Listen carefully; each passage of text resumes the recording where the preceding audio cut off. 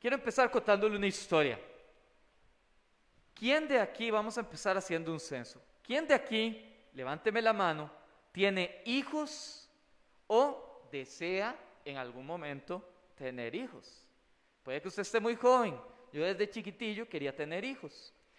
Cuando yo era joven, más joven, no soy tan viejo, cuando era más joven, yo quería tener un montón de hijos como mis papás. Nosotros somos 5 hermanos, yo quería tener 5 hijos. Hoy en día no estoy muy de acuerdo con esa postura. Hoy en día entiendo que tener muchos hijos es muy caro, muy cansado. Yo sé que muchos me están entendiendo. Pero sin más, vengo pasando una temporada increíble debido al nacimiento de nuestra bebé, nuestra primera hija. André y yo estamos pasando un tiempo increíble. Pero creo que al cerrar esta serie que hemos venido compartiendo, que se titula Después de la Guerra, creo que todos tenemos que entrar a la conciencia de lo que implica las decisiones que yo tome hoy. Porque yo quiero decirle a usted que está en la casa, a usted que está aquí, la palabra de hoy es fuerte y lo va a confrontar. Pero yo quiero que sea fuerte y quiero que lo confronte. Porque las decisiones que usted tome hoy aquí, las decisiones que usted tome en este tiempo, van a marcar tu vida y tus generaciones para siempre. Yo quiero decirle, las decisiones que usted tome van a marcar su vida y sus generaciones para siempre. ¿Por qué? Porque estamos en medio de una guerra. Eso es una guerra física, donde estamos luchando con una pandemia que está afectando al mundo y la forma en cómo el mundo trabaja, donde usted tiene que hacer un montón de cosas para poder traer sustento a su casa.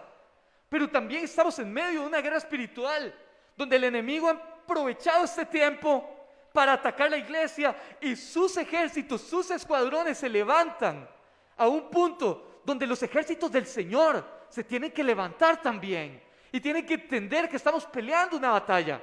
Usted puede creer o no creer eso. Usted puede decir, este es muy pandereta, o puede decir lo que sea. Pero lo que usted piense no quita la circunstancia en la que estamos. La circunstancia está. Lo que usted decida va a impactar o no va a impactar las generaciones. Y el mundo ha vivido muchas guerras. El mundo la Biblia narra que desde el tiempo antepasado, desde antes de Moisés, habían guerras en la tierra. Moisés pasó guerras, David pasó guerras, Salomón pasó guerras, Jesús pasó guerras. Y quita el contexto bíblico. La Primera Guerra Mundial, la Segunda Guerra Mundial, la Guerra de Vietnam. Cada guerra ha marcado una generación para siempre. Los que nacieron en la Segunda Guerra Mundial, por la crisis económica que impactó la Segunda Guerra Mundial, la gente fue formada a gastar poco, porque sabía que tenía que conservar para un tiempo difícil. La guerra de Vietnam dio a luz una generación que sé que muchos se van a identificar, o algunos de los que están aquí, una generación que fue la generación de los hippies, pacifista y un montón de cosas negativas. Y esa generación fue marcada por el acontecimiento de esa guerra anterior. Porque las guerras van a marcar generaciones. Lo que tú hagas o no hagas en la guerra va a marcar generaciones, lo quieras o no, lo busques o no. Y quiero contarles un testimonio que vamos a proyectar con este video. Espero que le guste y que ponga atención.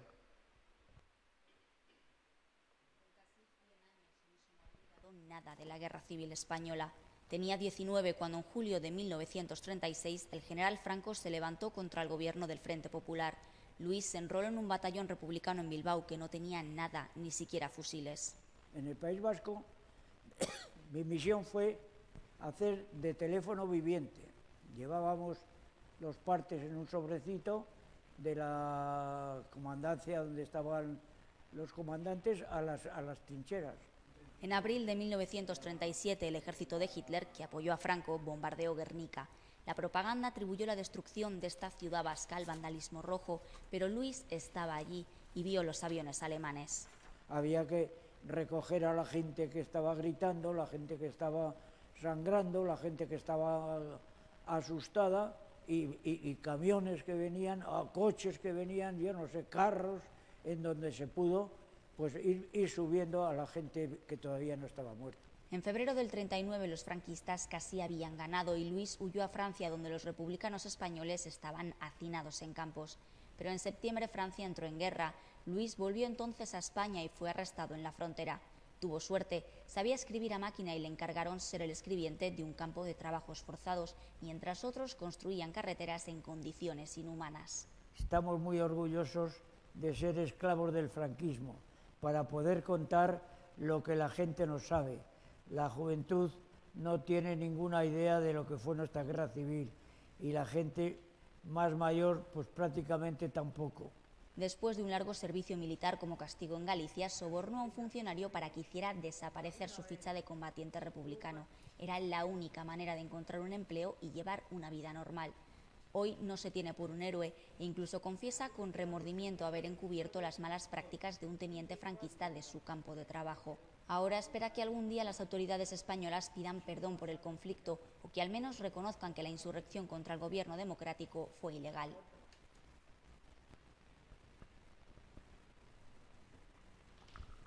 Las guerras van a generar historias y todos después de la guerra vamos a tener historias por contar después del tiempo de guerra. Ahora, me voy a salir un poquito del tema, ya ahorita lo vamos a unir y me va a entender por qué, pero quiero salirme un poquitito para contarle una historia. La diferencia entre una persona carnal y una persona espiritual. Había un hombre que se llamaba Jonathan Edwards. Jonathan Edwards era un puritano, un pastor, un hombre de Dios que empezó un movimiento de avivamiento en los Estados Unidos cuando los Estados Unidos era una de las colonias todavía, en los años 1700, a inicios de los años 1700. Jonathan Edwards empezó a asistir a Yale a la edad de 13 años. Para luego convertirse en el presidente de la Universidad de Princeton en Estados Unidos. Jonathan Edwards se casó con su esposa Sarah, cristiana también, y tuvieron 11 hijos que fueron criados en la fe. Sí, yo decía la historia anterior de que quería 5, ellos eran 11. ¿Y por qué le cuento esta historia? También quiero contarle la historia de otro hombre que se llamaba Max Jukes. Max Jukes, hijo de cristianos, un ateísta contemporáneo con este hombre, nacidos en una época similar, en condiciones similares, en el mismo estado de Nueva York. Se casó con una mujer, él ateísta, se casó con una mujer no cristiana, con una mujer de principios similares, y formaron generaciones. En un momento, un sociólogo, 150 años después, decidió seguir líneas familiares de estos dos hombres y de otras familias.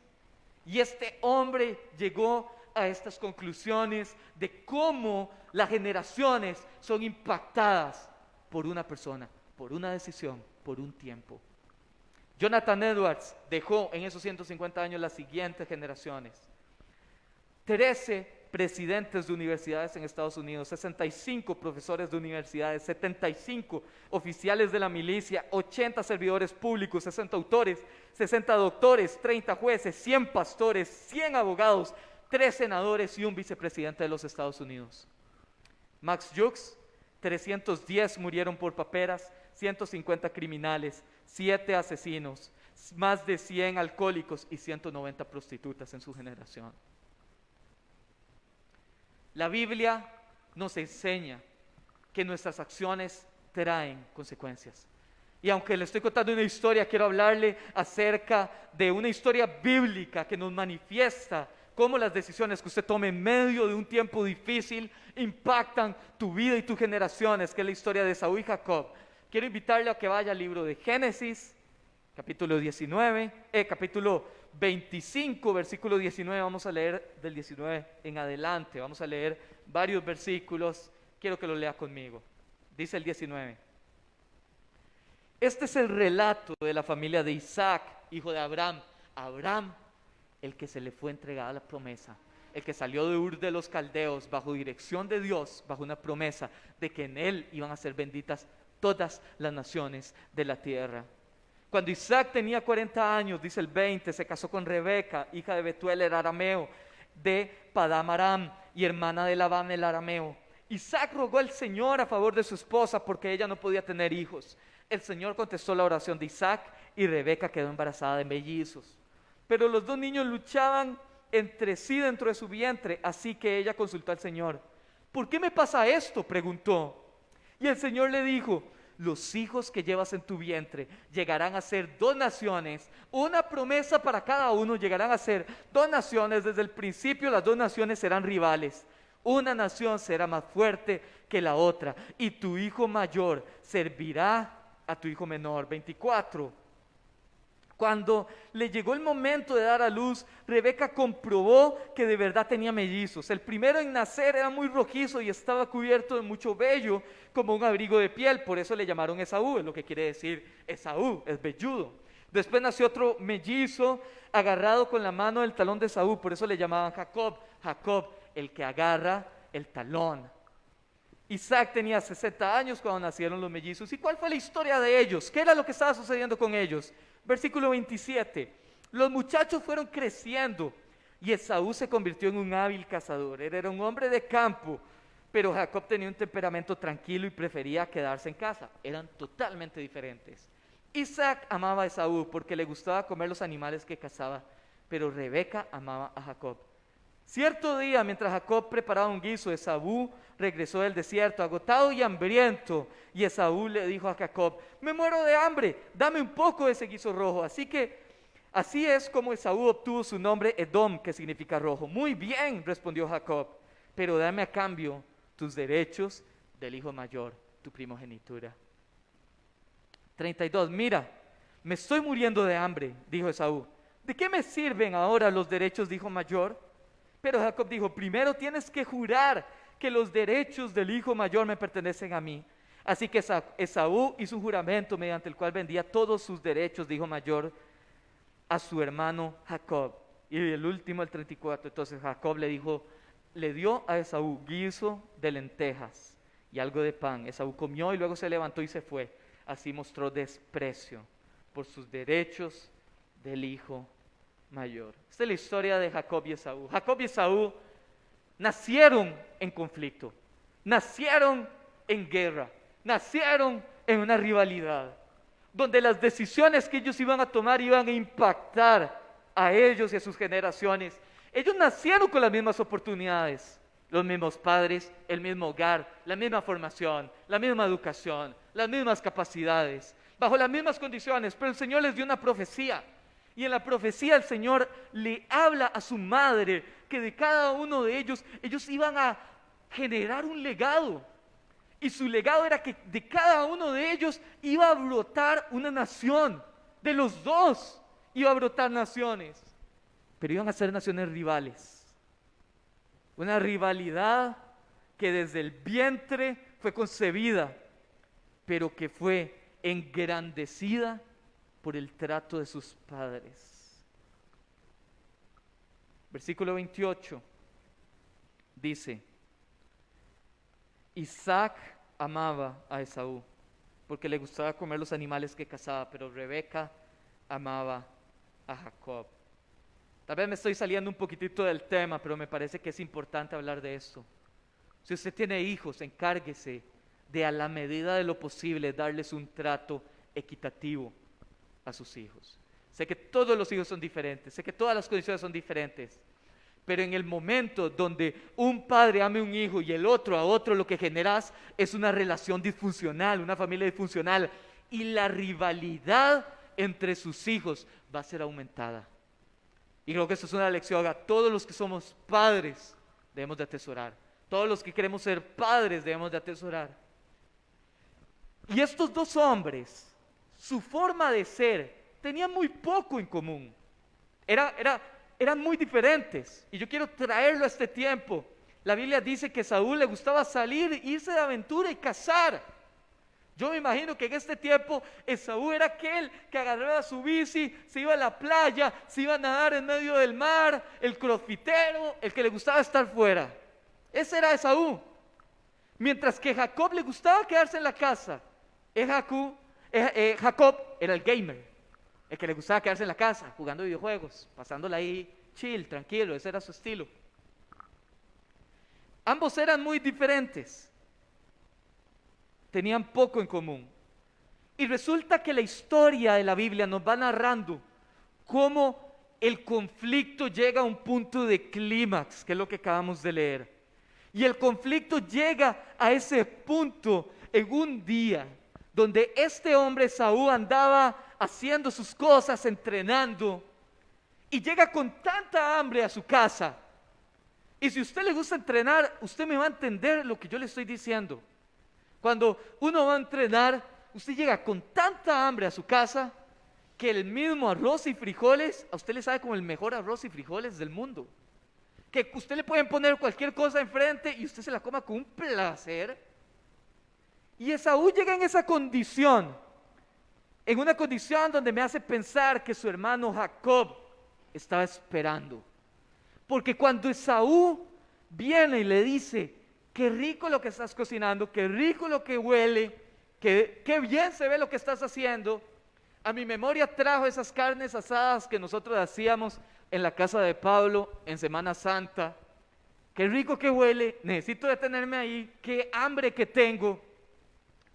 Es un punto de debilidad. Y la respuesta de Jacob fue de una persona que tenía algo planeado. Yo me imagino, y sé que la Biblia no lo dice, pero yo me imagino que Jacob sabía cocinar. Yo me imagino, porque si usted pasaba todo el día en la casa, usted va a empezar a adquirir ciertos hábitos. Pero indistintamente, la realidad es que este hombre venía con demasiada hambre y Jacob había preparado algo. Y algo que no eso era físico, él tenía un plan. Y cuando este hombre se le acerca y le dice, dame de lo que tienes de comer, la respuesta de Jacob es, ok, pero dame tu primogenitura. Dame los derechos de hijo a mayor. Pero no podemos entender el texto sin entender lo que quería decir esos derechos. Y esos derechos hablan de 3 principios. Número 1, un beneficio financiero. El primogénito recibía una doble porción de lo que los padres iban a heredar a los hijos. Si ellos eran 2 hijos, el papá dividía la herencia en 3, 2 para el mayor, 1 para el otro. Si eran 5 hijos, dividían la herencia en 6, le daban 2 al mayor y a 1 a cada uno de los otros. A mí me hubiera encantado, yo soy el mayor, me hubiera encantado haber vivido en ese tiempo, no sucedió. Pero eso era parte de lo que quería decir la primogenitura. Número 2, recibió un beneficio en su reputación. El primogénito era el líder del clan de su familia. El primogénito, una vez que falleciera el padre, su familia y la responsabilidad de su familia iba a quedar en sus hombros, lo cual implica reputación, lo cual implica que es el que tiene la última palabra, implica que es el que dice lo que se hace, pero principalmente la primogenitura en una familia de Dios. Escúcheme lo que le estoy diciendo, hermano. La primogenitura en una familia de Dios habla de herencia espiritual. Había un propósito que había sido transmitido de generación en generación. Una palabra profética que el Señor le había dado a Abraham y le había dicho a Abraham, vas a ir a la tierra que yo te llevaré y yo te voy a bendecir y el que te maldiga, yo voy a estar en contra de ese pueblo y vas a través de tu línea genealógica, todas las naciones de la tierra van a estar bendecidas. Y esa herencia Abraham se la compartió a su hijo Isaac. Isaac se la tuvo que haber compartido a sus hijos. Ellos sabían la herencia de lo que importaba ser el hijo mayor. ¿Y qué fue lo que pasa con Esaú? Esaú, el pecado de él no fue comer. El pecado de él fue menospreciar la promesa de Dios. Menospreciar lo valioso de Dios. Porque lo más valioso en el tiempo de conflicto son las promesas de Dios. Es lo más valioso. En este tiempo donde estamos en medio de un conflicto, lo que más deberías atesorar es lo que el Señor te ha dado por gracia, por misericordia. Porque no lo mereces. No lo mereces, yo no lo merezco. Pero el Señor te lo ha dado. Y es lo que tienes que abrazar y amar.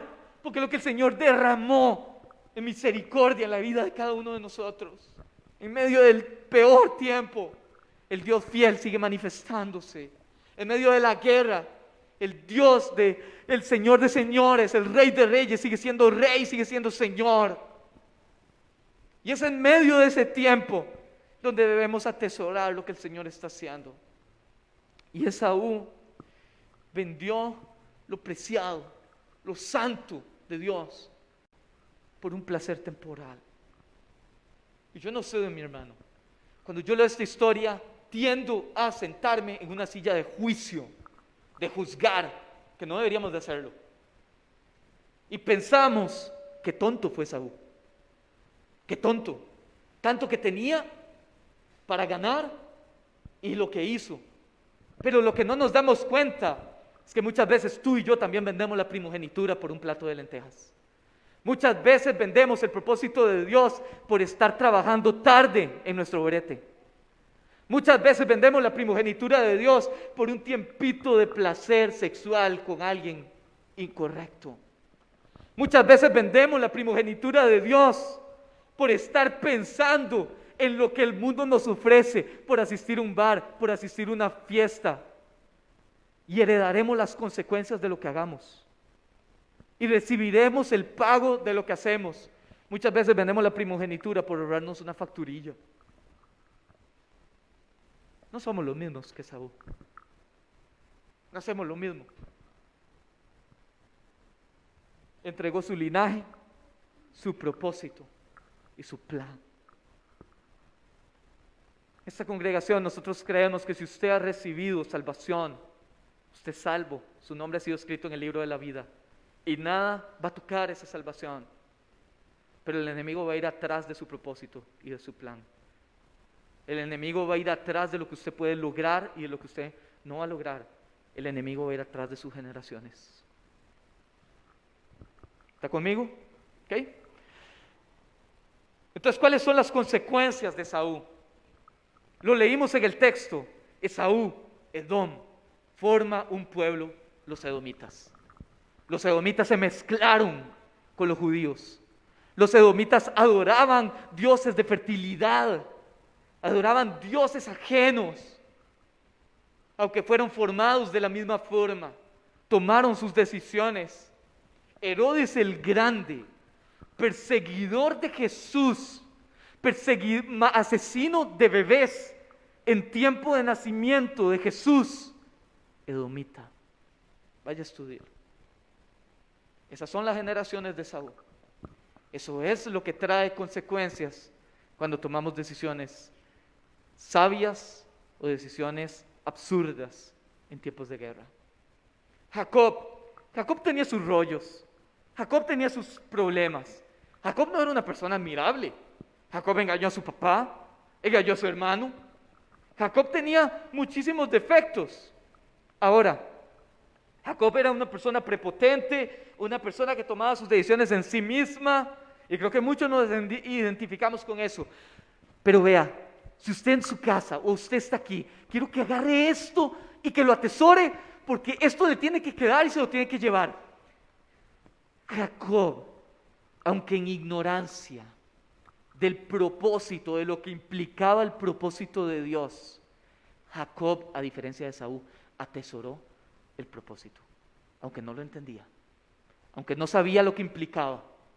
Atesoró el propósito de Dios, atesoró el plan de Dios. Jacob pasó 20 años haciendo lo que le daba la gana, hasta que el Señor lo lleva a un punto donde una decisión que él tenía que tomar, él viene y es confrontado con esa decisión. Y esa decisión iba a marcar su destino, su legado y sus generaciones. Génesis 32, 27. Jacob está luchando con el ángel de Jehová, el ángel que toca su cadera y él queda marcado para siempre. Pero llega un punto de esa batalla donde el Señor le habla y le hace la pregunta que el Señor te quiere hacer hoy, a ti y a mí. Hoy quiere el Señor que tú te vayas con esa pregunta. Y la pregunta es, ¿cómo te llamas? ¿Cómo te llamas? El Señor sabía con quién estaba. El Señor sabía que se llamaba Jacob. Pero el Señor no andaba buscando una respuesta tangible y normal y común y corriente. El Señor estaba buscando la respuesta que había detrás de un nombre, porque detrás de un nombre hay una reputación. Y el Señor, la pregunta que le hace es: ¿cómo te llamas? Y la respuesta de él fue: me llamo Jacob, el que engaña, el que traicionó a su familia. Me llamo Jacob, el pecador, el engañador, el testarudo, el que hace las cosas a su manera. Yo creo que el Señor hoy nos tiene que llevar a esa confrontación. ¿Cómo te llamas? En medio de este tiempo, ¿cómo te llamas? Y yo creo que el Señor va a llevar ahí muchas cosas que sabemos que no están bien. Y la respuesta es: Jacob, contestó él, 28, tu nombre ya no será Jacob, porque una vez que hay una confesión, va a haber transformación. Mi hermano, cuando hay confesión, hay transformación. Cuando de tu boca se abre y reconoces lo que no eres y reconoces lo que has hecho mal, el Espíritu, eso le abre las puertas a que el Espíritu Santo entre y ministre y sane y restaure y bendiga.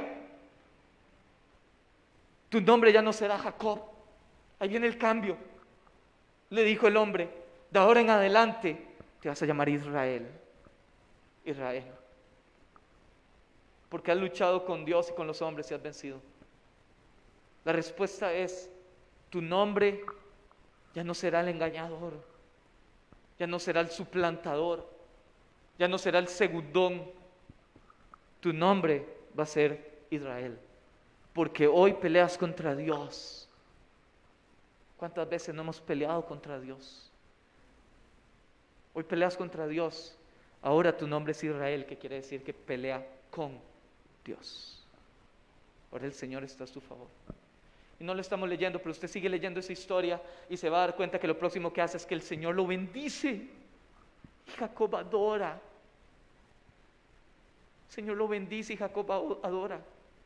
Porque el reflejo de la bendición de Dios natural, de aquel que le conoce y que le tiene temor, es adoración. Si el Señor te bendice, tú lo adoras. La consecuencia de lo que sucede con Jacob es que Jacob cumple su propósito. Por medio de él, todas las naciones iban a ser bendecidas. Esaú tenía un propósito, una primogenitura.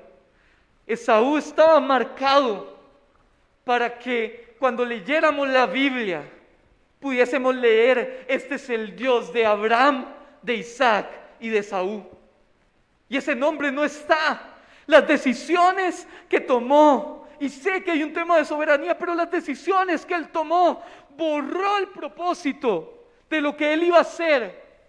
Y hoy podemos leer Abraham, Isaac y Jacob, porque Esaú menospreció las promesas de Dios y Jacob las abrazó aunque no las entendía a plenitud. Iglesia, voy cerrando con esto.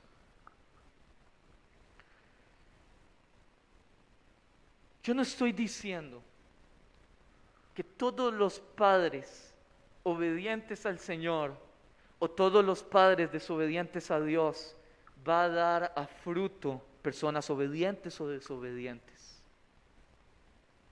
Porque la gracia del Señor puede entrar en cualquier momento, en cualquier punto de oscuridad y marcar tu vida.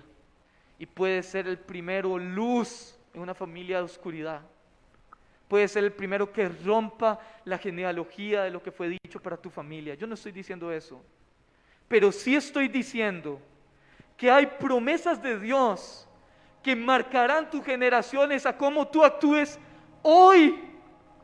Cuando tú entres en obediencia al Señor hoy, no importa tu edad, no importa si eres joven, si eres adulto, si tú entras hoy, vas a empezar a marcar un legado a tus generaciones. Y si tú eres desobediente, vas a marcar un legado a tus generaciones. Todas las guerras van a tener historias que contar. Todas las guerras van a dar repercusión, decisiones que tú tomes hoy. Y hoy yo te hice la pregunta y tú levantaste tu mano si quieres tener hijos. Porque la decisión que hoy tú tomes van a marcar tus generaciones. Dice Éxodo 25, 6, iglesia: no te hagas ninguna clase de ídolo, ni imagen de ninguna cosa que está en los cielos o en la tierra o en el mar. No te inclines ante ellos ni les rindas culto. El Señor hablando de sus mandamientos. Porque yo, el Señor tu Dios, soy Dios celoso, quien no tolerará que entregues tu corazón a otros dioses. Sea Netflix, sea televisión, sea pereza, sea miedo, sea escondite, sea pasividad, sea liviandad con lo santo. No tolerará el Señor la adoración a otros dioses. Donde está tu tiempo está tu adoración. Donde está tu pasión está tu adoración. Donde está tu primer lugar, ahí está tu adoración.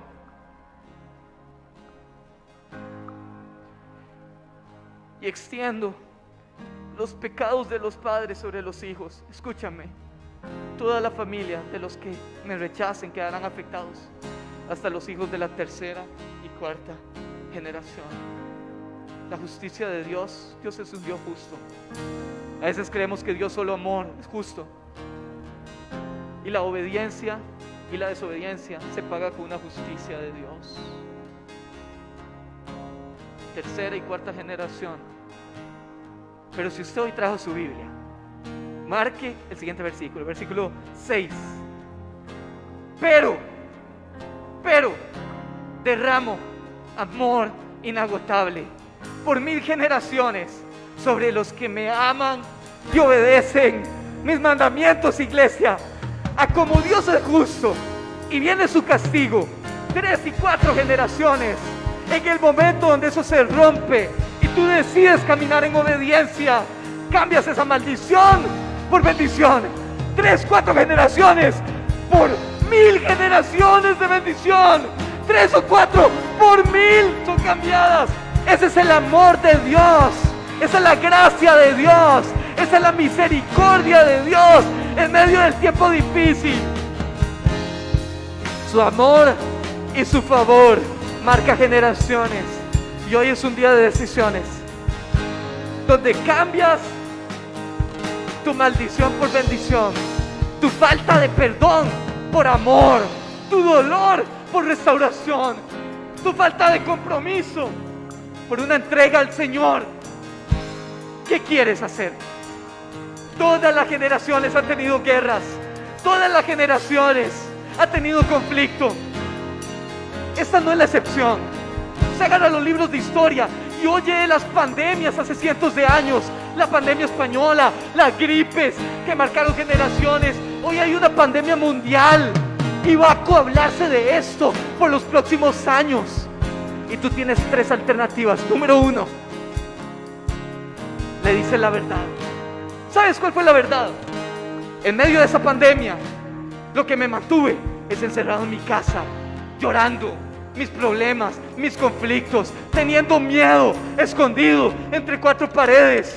No salía a ningún lado, vivía como un ratoncillo, asustado. Tal vez esa es tu realidad.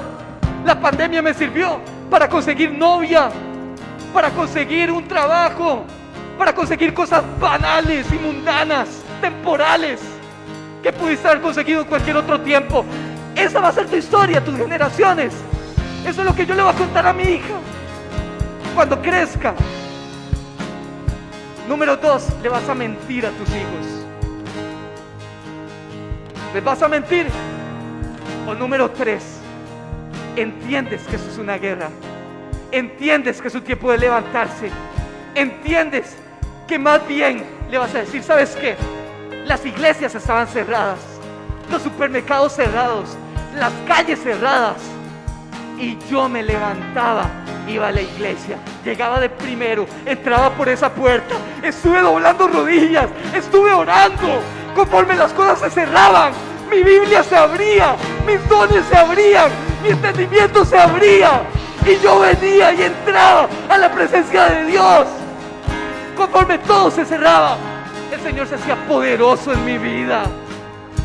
Poderoso. ¿Sabe qué le voy a contar a mi hija? Teniendo 3 meses, yo le voy a decir, en medio de una pandemia, te criaste en medio de la iglesia. En medio de la iglesia ahí estabas. Y más bien, sin ni siquiera poder hablar, porque hoy ella no lo entiende, pero lo va a entender. Sin ni siquiera poder hablar, había gente que tú le ministraste, que el temor saliera de ellos, y le diste testimonio, y con 3 meses empiezas a transformar generaciones. Eso es lo que yo le voy a contar a ella. En mi casa oramos, en mi casa estuvimos guerreando, en mi casa estuvimos en la iglesia, y cuando no podíamos, estábamos en mi casa sentados leyendo la Biblia y adorando. Eso es lo que yo le voy a contar, porque padres, hijos, jóvenes, no le dejan a sus generaciones cosas materiales que sus hijos pueden desperdiciar. Déjele algo sellado en su corazón que va a quedar guardado para siempre. Cuéntele ese testimonio, como este señor Luis. Cuéntele el testimonio de la obra poderosa que el Espíritu Santo hizo en usted. Cuéntele la verdad de cómo una iglesia la intentaron de callar, y a conforme se venían en contra de la iglesia, el Espíritu Santo se movía más y más, y veíamos más y más dones, prodigios, milagros del Señor. Cuéntele cómo usted tal vez hoy estuvo encerrado, y sé que mucha gente en casa tal vez me dirá: Derek, ¿cómo no fui a la iglesia? Me hace sentir mal lo que usted me está diciendo. Si lo que el Espíritu le está hablando ahí lo hace la próxima semana venir, valió la pena. Valió la pena. Hoy es un día de cambio, es un día de transformación y un día de decisiones. Es un día de dejar de esconderse y salir a hacer la voluntad de Dios. Y cierro con esto. Últimas 2 historias: Esaú y Jacob. Hebreos habla del legado que esos 2 hombres hicieron en sus generaciones. Esaú, Hebreos 12:16. Asegúrense de que ninguno sea inmoral ni profano como Esaú. Asegúrense que ninguno sea un perezoso como Esaú. Que ninguno desprecie la promesa de Dios como Esaú, que cambió sus derechos, su bendición, su promesa, su propósito, por un simple plato de comida, por pasar entretenido viendo Netflix. Y Jacob, Hebreos 11:21. Fue por la fe que Jacob, cuando ya era anciano, estaba por morir, y bendijo a cada uno de sus hijos, y se inclinó para adorar, siendo viejo, apoyado en un varo, en una vara. Adoraba al Señor. ¿Cuál eres? ¿Cuál quieres ser? Quizás hoy estás del bando correcto. Yo quiero decirte la misericordia transformadora de Dios. Para aquel que se arrepiente, el Señor hoy va a entrar a donde estés en la iglesia o estés en tu casa. El Señor va a descender ahí, y el Señor va a transformar tu vida, y vas a marcar tus generaciones en el nombre de Jesús. Aleluya. Iglesia, ponte de pie, empieza a adorar al Señor. Si quieres postrarte, arrodillarte, arrodíllate ahí donde estás. Familia y tus hijos y los hijos de tus hijos que te cubran. Esta es mi historia de cómo en medio de la pandemia salí del temor, de cómo en medio de la pandemia el Señor quitó cadenas de miedo, cómo crecí en oración, cómo prediqué en tiempo y fuera de tiempo, cómo me levanté y oré por mis generaciones para que brille la luz de Jesús en mis generaciones. Te llene, te rodee, va contigo de mañana y de noche, en tu entrada y salida, en tu llanto de alegría. Él te ama, Él te ama, Él te ama, Él te ama, Él te ama, Él te ama, Él te ama. Toda pasividad, todo temor se cae, toda falta de visión se cae. ¿Sabes qué es lo que más me duele? Si tuvo que venir todo lo que pasó y no ocasionó una reacción en tu vida, ¿Qué más tiene que pasar? ¿Qué más tiene que suceder para que te vuelvas al Señor genuinamente? Que se levante una generación que brille. Que te levantes hoy por tus generaciones. Que te levantes hoy por tus generaciones. Vamos, renuncia a toda falta de perdón. ¿Qué más tiene que pasar para que renuncies? Todo dolor, renuncia hoy en el nombre de Jesús.